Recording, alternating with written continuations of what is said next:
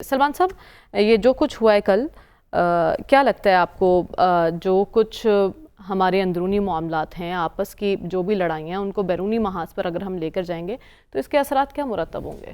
دیکھیں، اگر آپ پاکستان کی سیاسی تاریخ پہ نظر ڈالیں تو سیاسی تناؤ ہمیشہ رہا ہے، آپس میں ٹکراؤ کی کیفیت بھی رہی ہے، ایک دوسرے کو سیکورٹی رسک بھی قرار دیا گیا اور ایک دوسرے کو ہٹانے کے لیے، ان کی حکومتیں گرانے کے لیے میکسیمم جو کر سکتے تھے کیا گیا۔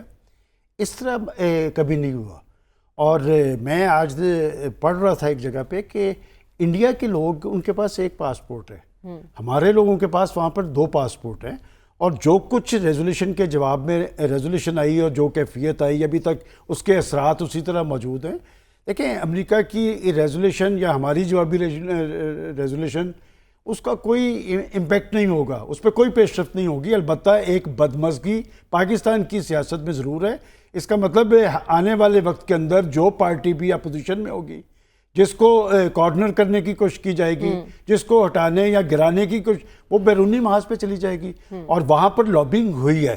اور اس سے پہلے کبھی ایسے نہیں ہوا تھا کہ کسی پولیٹیکل لیڈرشپ نے پاکستان کے اندر پولیٹیشنز پھانسی چڑھے ہیں۔ اس کے بعد آپ دیکھیں سپریم کورٹ کا فیصلہ آ گیا کہ وہ ایک شخص پاکستان کا ایک پرائم منسٹر پھانسی چڑھ گیا، اور انہوں نے کہا کہ جی ہم پہ دباؤ تھا، ہم تو دباؤ کی وجہ سے سارا کچھ کر گئے۔ پھر ایک پرائم منسٹر جو ہے وہ اسے نائل قرار دے دیا گیا، اور پھر ایک پرائم منسٹر آج بھی اندر ہے۔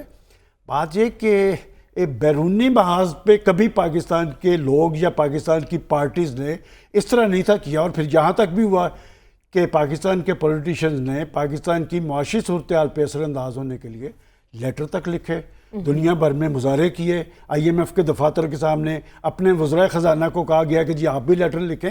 یہ کیفیت پاکستان کے مستقبل کے سیاسی اور معاشی مستقبل کے حوالے سے اچھی نہیں ہے۔ سیاستدانوں کو اپنے اپنے طرز عمل پہ نظر ثانی کرنی چاہیے، اور میں تو اس کیفیت کے بارے میں صرف یہی کہوں گا کہ وہ کسی نے کہا تھا کہ تہمت لگا کے ماں پہ جو دشمن سے داد لے، ایسے سخن فروش کو مر جانا چاہیے۔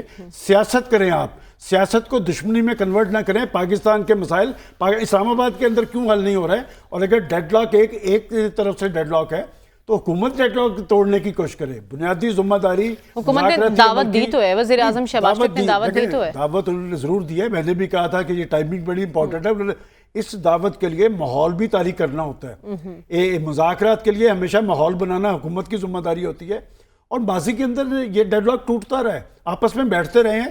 اور یہ پاکستان کے اندر پھر ایک نادر مثال ہے کہ پاکستان کے پرائم منسٹر ہمیشہ راستہ نکالتے تھے۔ لیکن اپوزیشن کی جانب سے جو شرائط عائد کی گئی ہیں، آپ کو لگتا ہے حکومت کے پاس ایسا کچھ ہے یا اتنے اختیارات ہیں کہ وہ دے سکیں اپوزیشن کو وہ سب کچھ جو وہ مانگ رہے ہیں؟ 4 دہائیوں سے ہم یہ صورتحال دیکھ رہے ہیں، جس طرح کی شرائط ہمیشہ اپوزیشن ایسی ہی شرائط عائد کرتی ہے۔ وہ بیٹھے تو صحیح، بیٹھتے تو راستہ نکلنا تھا۔ آپ کے خیال میں اگر بیٹھا جاتا، مذاکرات کی میز لگ جاتی، تو درجہ حرارت بھی نیچے آنا تھا۔ پہلا کویسچن، پہلا دن مطالبہ ہی وہ رکھتے، اس میں گورنمنٹ نے ایکسپوز ہونا تھا۔ دراصل ایک صاحب ایک خاص مائنڈ سیٹ ہے، وہ کہتے ہیں جی کہ میں ہر ایک چیز سے بڑا ہوں، اور پاکستان کے اندر میں بار بار ایک بات کہتا ہوں، آئین اور قانون سے اور ریاست سے بالا تر کوئی نہیں ہے، اور زیادہ رٹ درمی کی وجہ سے پولیٹیکل پارٹیز اور پولیٹیکل لیڈرشپ اس طرح اپنے انجام کو پہنچتی ہے۔ ٹھیک ہے، لیکن اس وقت بات ہو رہی ہے جو آپس کی لڑائیاں ہیں ان کو باہر لے جایا جا رہا ہے اور اپنا ہی تماشا بنایا جا رہا ہے۔ ڈاکٹر صاحب، کہا جا رہا ہے کہ لابنگ کے ذریعے قرارداد منظور کرائی گئی ہے، اس الزام میں کس حد تک صداقت ہے؟ جبکہ پی ٹی آئی کا یہ موقف ہے، یہ اس میں پارٹی کی کوئی کنٹریبیوشن نہیں ہے، جو وہاں کے لوگ ہیں انہوں نے یہ سب کچھ کیا ہے۔ دیکھیے، ہماری سیاست کی خوبی یہ ہے کہ غیر ضروری چیزوں پہ ہم لڑائیاں کرتے ہیں۔ ہم نے تو کل بھی کہا تھا کہ جو امریکی ریزولوشن تھا اس کو کوئی اتنی اہمیت دینے کی ضرورت نہیں تھی، اور اس کے بعد پاکستان میں ریزولوشن پاس کر دیا۔ یعنی جو اگر غلطی انہوں نے کی ہے تو انہوں نے تو کوئی کارنامہ سر انجام نہیں دیا۔ آج پی ایم ایل این کی طرف سے 1-2 پریس کانفرنسیں ہوئی ہیں، اور جو اپوزیشن پہ الزام لگے ہیں وہ ہمیشہ اپوزیشن پہ پاکستان میں لگتے رہے۔ اپوزیشن ہمیشہ پاکستان کی، چاہے وہ آج کی تھی یا 5 سال پہلے کی تھی، 10 کی تھی، 15 یا 20 30، اپوزیشن ہمیشہ جو ہے نا وہ قومی مفاد کو نقصان پہنچاتی ہے۔ یہ ہمارے اپوزیشن پہ، اور گورنمنٹ جو ہے وہ ٹھیکیدار ہے ملک کا۔ اس لیے مجھے ایک چیز تو آپ یہ بتا دیں ذرا کہ آپ کی غیرت حمیت جاگ اٹھی کیونکہ کسی کو کیا حق ہے پاکستان کے اندرونی معاملات میں دخل دے، لہٰذا ہم نے منہ توڑ جواب دیا، بڑا اچھا کیا۔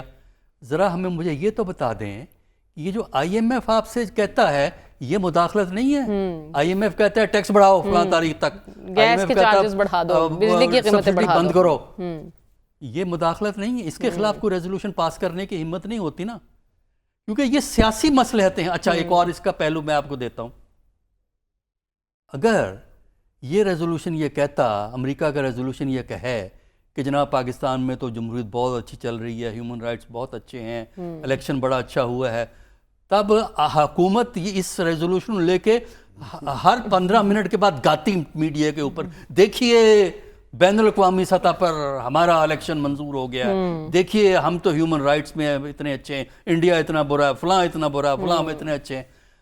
اگر کرٹیسزم انٹرفیرنس ہے تو تعریف کیا انٹرفیرنس نہیں ہوتی؟ ٹھیک ہے، دیکھیں نا، آپ کے معاملات پہ تبصرہ کرنے پہ آپ ناراض ہیں، اگر یہ تعریف کیا ہوا ہوتا تو ہماری حکومت والے کبھی اس قسم کا کرٹیسزم نہ کر رہے ہوتے۔ تو یہ ساری سیاسی جنگیں ہیں، سیاسی ضرورت ہے۔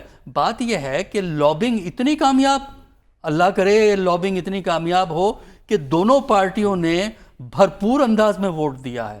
اس کا مطلب یہ ہے کہ صرف لابنگ نے کام نہیں کیا، لابنگ اتنی اہم نہیں ہوتی، لابنگ جو ہے نا وہ صرف تھوڑی سی اوپینین کو آگے پیچھے کرتی ہے۔ یہ ہوا کیا ہے ڈاکٹر صاحب؟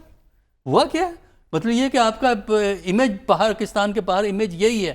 اور پھر ایک اور ہے کہ اب پاکستانی جو آپ کا ڈیاسپورا ہے امریکہ کے اندر، اور امریکہ کے اندر اب اچھے عہدوں پہ ہیں، اچھے مقامات پہ ہیں، اچھا انہوں نے نام پیدا کیا ہے، ان کو کنسرن ہے پاکستان کا، اس کی وجہ سے وہ ایشو ریز کرتے ہیں وہاں میڈیا میں بھی، عام گفتگو میں بھی، اور ان کے جو ممبرز ہوتے ہیں پارلیمنٹ کے، کانگریس کے جو ممبران ہوتے ہیں ان کے ساتھ ایشو ریز کرتے ہیں۔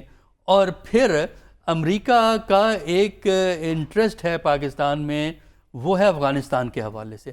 پاکستان کے اندر امریکہ کا کوئی انٹرسٹ نہیں ہے، صرف اتنا انٹرسٹ ہے کہ پاکستان ایک نیوکلیر پاور ہے اور یہ نیوکلیر ویپن کنٹرول میں رہیں، یہ کہیں اسلامسٹ کے ہاتھ نہ چڑھ جائیں۔ ٹھیک ہے، تو دوسرا افغانستان کے حوالے سے پاکستان کی اہمیت بھی سازش کرتا ہے، پاکستان کی حکومتوں کے خلاف بھی سازش کرتا ہے کیا امریکہ؟